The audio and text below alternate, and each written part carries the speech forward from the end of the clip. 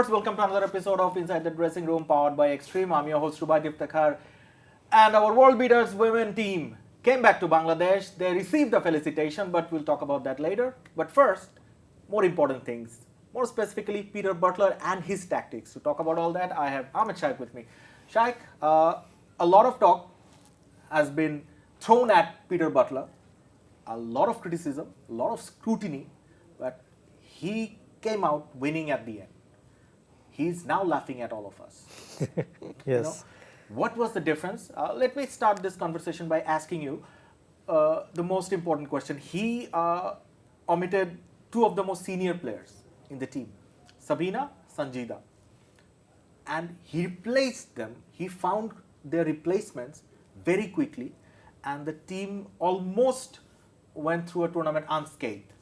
There was no impact, and we didn't even understand that two of our most senior players were not playing. What was the magic?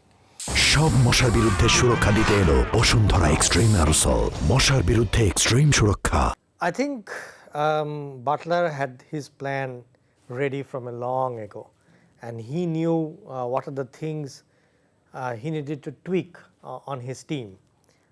So from that point of view, you can see that all the three matches, he started with the same starting 11. He didn't even change the starting 11 in the third match, which we were predicting that he will change. Yes. But he was sticking to his plan. And I think Sanjida was already more or less out of the starting 11. It was Sabina and Masura who were mostly in the starting 11 and very prominent figure in the team.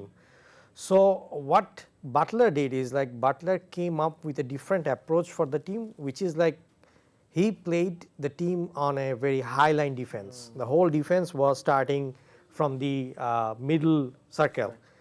And to implement this kind of tactics, you need all your defenders to know and to do two things properly. One is they have to have a very clear understanding of the offside trap. The position, basically. Position, Exactly. offside trap, because when you are doing the high line defense, the opponents will obviously try to break the break the offside trap and try to score a goal.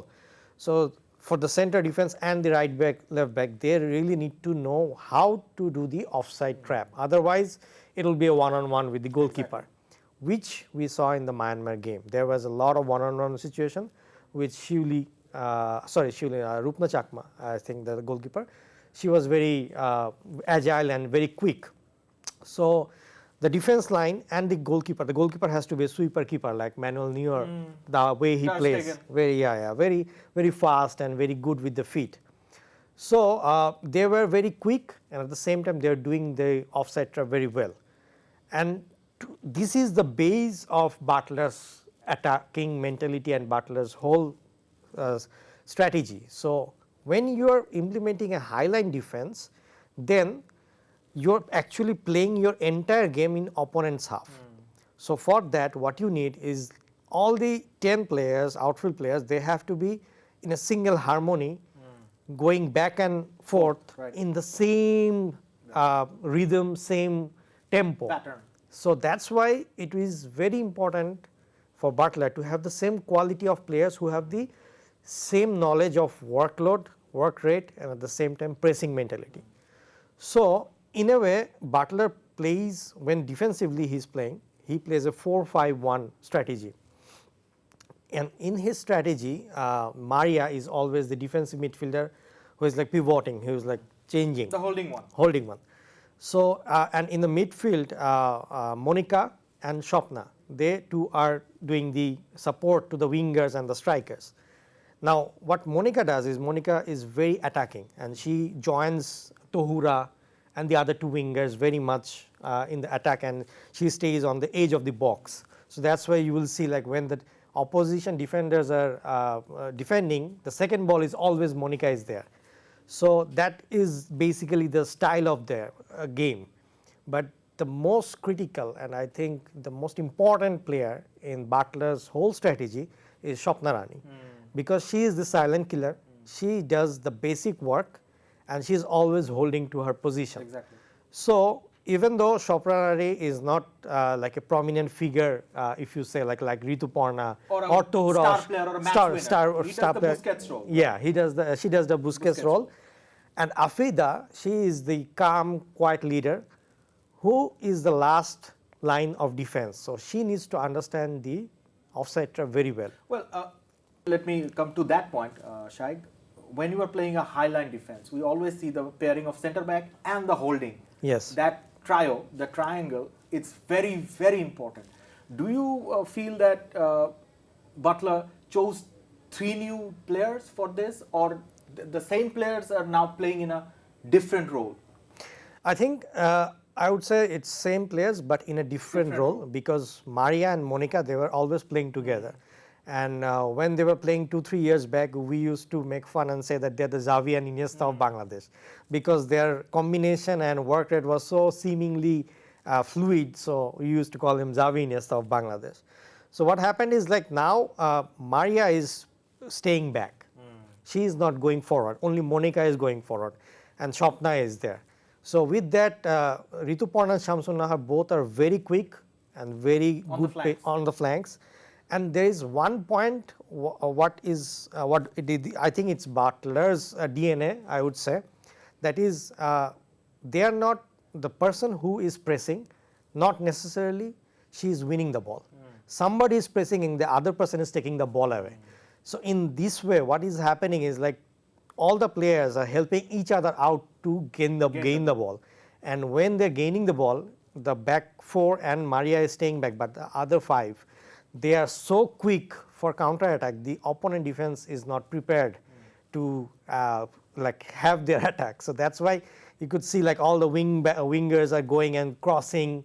Then there's a second ball, all of a sudden Monica is there, Shopna is there, they're scoring long range goals. So all of these are happening because all the 11 players, they have a very good understanding of what is the capability of the other person, what is the limit, and how they can go and how they can come back.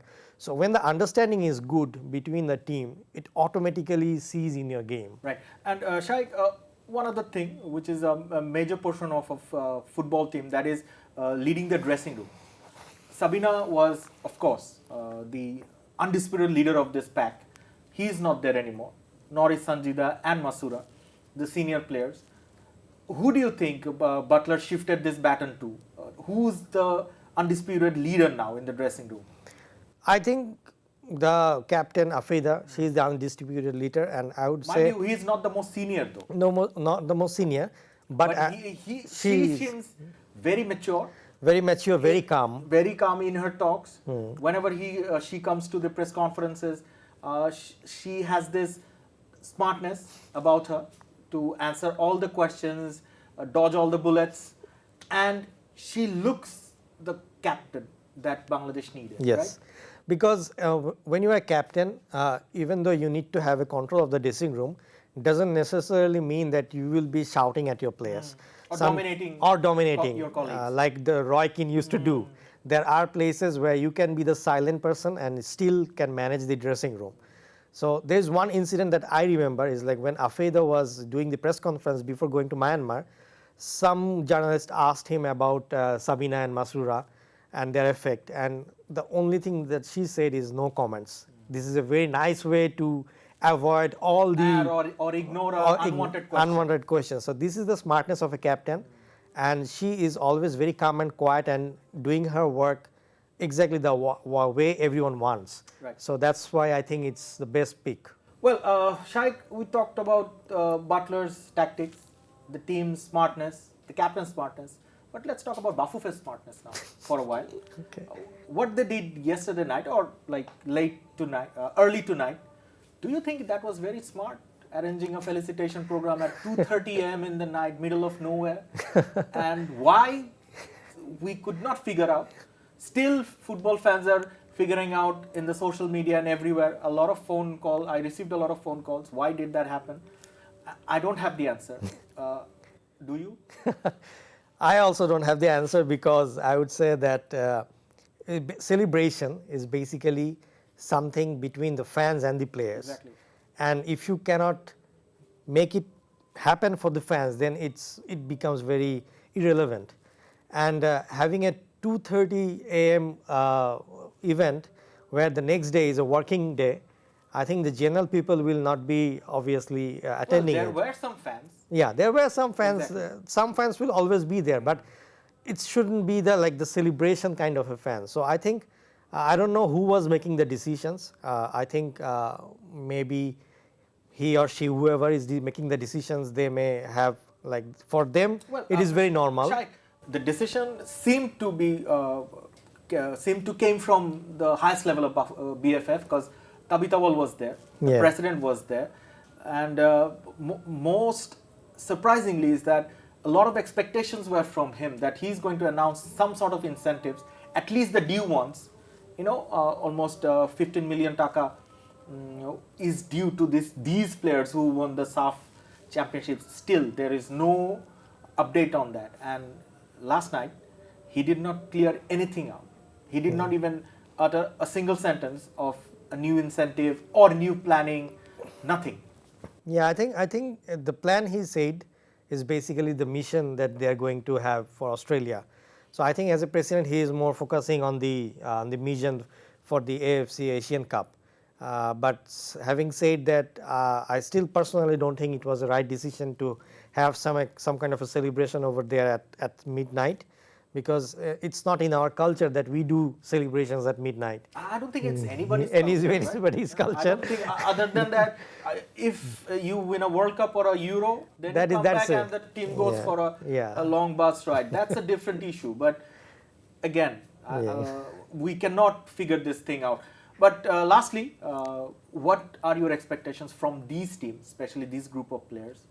Butler, of course, he's going to stay for a while, at least till the Asian Cup. In Bangladesh, you can't say that. You can't say that, but then again, as his tactics work, yeah, true. and as he brought some results, positive results for the team, I see him at least in the Asian Cup. Me too. What are your expectations? Can Bangladesh crack that elusive World Cup 8th position? Yeah, for this, I think the next tournament, the SAF Under-20, that is going to be very big important for Butler, because Butler have a set starting 11. But in big tournaments, you need a good substitute bench who can support you at difficult times. So I think it will be a good tournament for Butler to pick players who can actually represent in 2026. The time is very short, and I think if they can have the best facilities and best preparation, I think they will do good. And you never know, sky is the limit for us. Thank you, Shahid, for your time today. Thank you.